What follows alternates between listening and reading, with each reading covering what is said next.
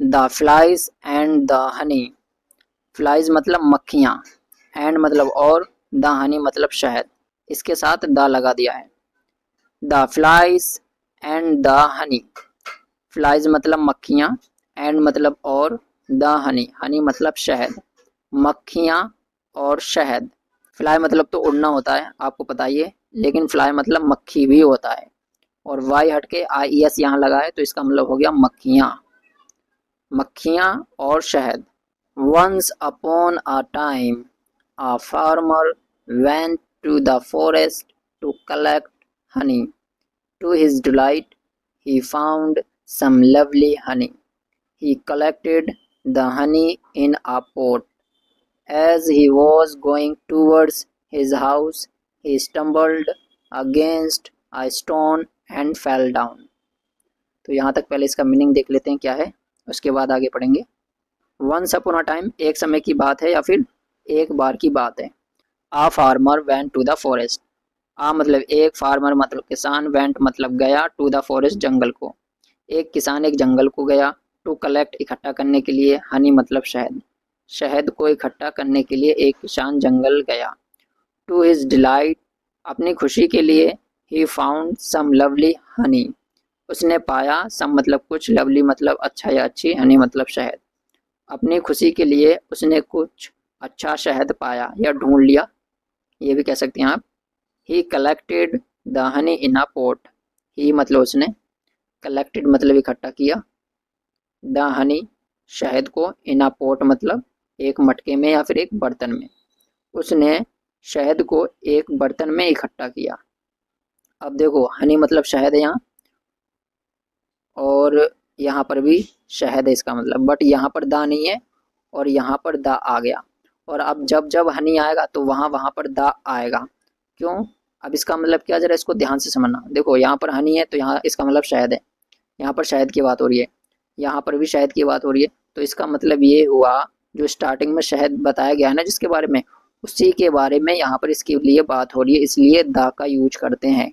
अगर दा हटा देंगे ना तो इसका मतलब हो जाएगा कि और शहद आ गया, कोई नया शहद आ गया स्टोरी में, इसलिए दा लगाते हैं। ठीक है, ये आपको ध्यान रखना है। चलिए आगे देखते हैं अब।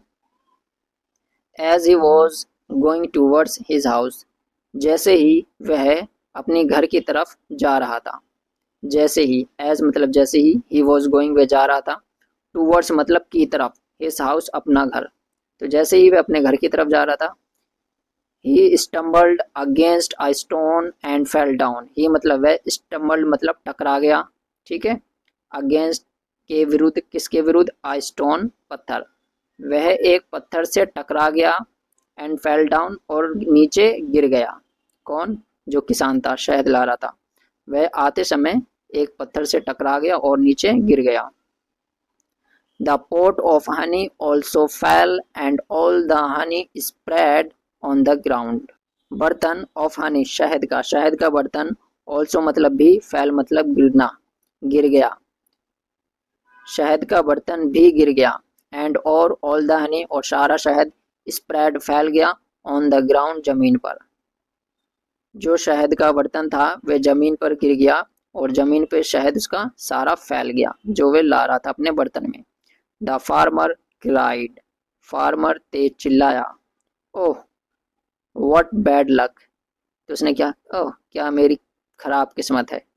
I can not collect the honey from the ground. Saying so he went home, but all the while he cursed his luck. जब उसका शायद गिर गया तो वह चिल्लाया और कह रहा, ओह क्या मेरी बेकार खराब किस्मत है। आई मतलब मैं, कैन नॉट कलेक्ट इकट्ठा नहीं कर सकता हूँ, कैन नॉट मतलब सकता, कैन मतलब सकता, नॉट मतलब नहीं, नहीं सकता, कलेक्ट मतलब इकट्ठा करना, मैं इकट्ठा नहीं कर सकता। द हनी शहद को, फ्रॉम मतलब से, द ग्राउंड मतलब जमीन, तो मैं जमीन से शहद को इकट्ठा नहीं कर सकता। कौन कह रहा है? ये किसान कह रहा है।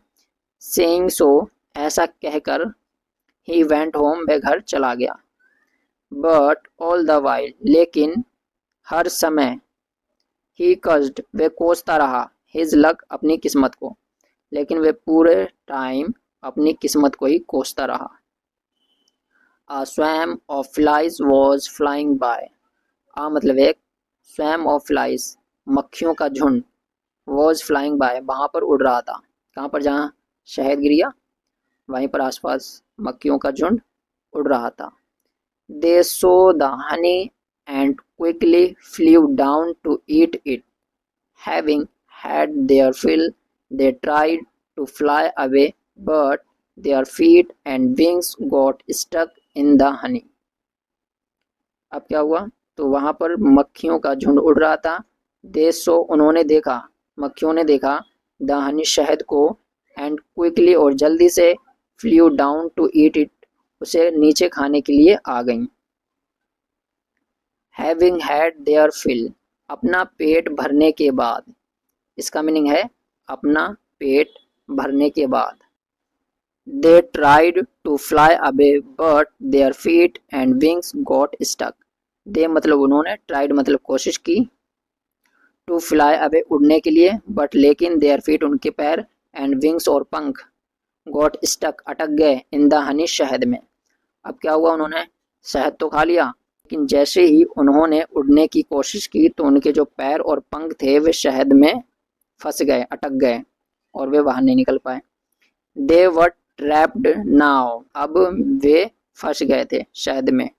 ट्रैप मतलब फंस जाना।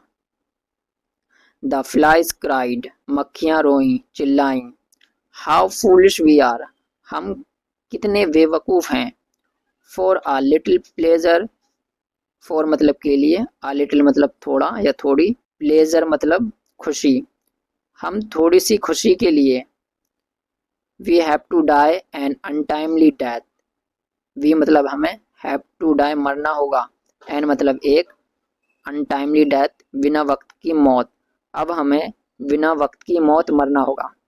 उनके कहने का मतलब ये है कि मौत तो नहीं आ रही थी, अब बिना मौत के हमें यहीं मरना होगा क्योंकि फंस गए। बट लेकिन, it was too late to repent, but मतलब लेकिन, इट मतलब ये, वॉज टू लेट बहुत ज़्यादा लेट हो गया था, टू रिपेंट पछताने के लिए, रिपेंट मतलब होता है पछताना, लेकिन अब बहुत ज़्यादा देर हो गई थी पछताने के लिए। मोरल क्या है? हेस्ट मेक्स वेस्ट, जल्दी का काम शैतान का, इसका मतलब ये होता है, मतलब जल्दी में फैसला नहीं लेना चाहिए। ये एक प्रोवर्ब है, मतलब कहावत, जिसे हम हिंदी में कहावतें बोलते हैं। इस स्टोरी में क्या था? एक किसान था, जंगल गया था शहद को इकट्ठा करने के लिए। अब उसने वहाँ पर देखा बहुत सारा शहद है, शहद वो बर्तन में ला रहा था और अपने घर की तरफ जा रहा था।